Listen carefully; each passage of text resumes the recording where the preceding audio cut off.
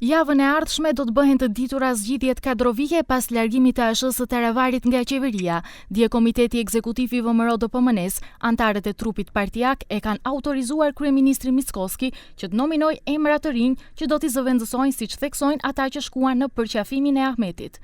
Mickoski nuk deshi të shpalos nëse të gjithë funksionarët e kësaj partie do të largohen nga pushteti, apo ndoshta disa prej tyre do të vendosin që të qëndrojnë në qeveri, e as nëse resore që i kishte Taravari tani do t'i përkasin VMRO-DPM-s apo do t'i ndajnë me Vlenin.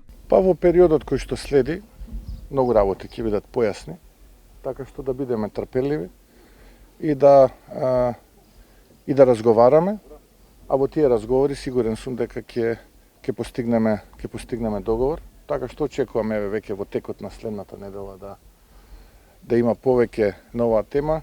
Nuk ka negociata për rokada të mundshme të funksioneve dhe se përderisa nuk ka gjendje të re, të gjithë funksione që deri më tani ka Vleni i mbeten po Vlenit pohon Bilal Kasami. Unë thash si një mundësi që nëse do ketë nga Vlen ndonjë kombinatorik tjetër për ndonjë kuadër tjetër që është më i rëndësishëm, do ta bisedojmë me qeverin që të ketë rokat. Por për momentin pra nuk është fol. Mbetet Ministria e Shëndetësisë tek Vleni, do thonë pozicionet që i ka pas të gjithë mbeten tek Vleni, por sigurisht që në bazë të rrethanave të reja me daljen e Arben Taravarit jemi të gatshëm të bisedojmë për kombinatorikat e re. Po për momentin nuk ka kështu bisedim. Në opinion ka spekulime se është e mundshme që ministri aktuale e Arsimit Vesna Janevska ta marrë Ministrinë e Shëndetësisë, por ajo as sot nuk u përgjigj konkretisht dhe vetëm tha se ato vendime i sjell kryeministri. Јас ќе бидам таму каде што премиерот ќе одлучи дека државата има потреба од мене.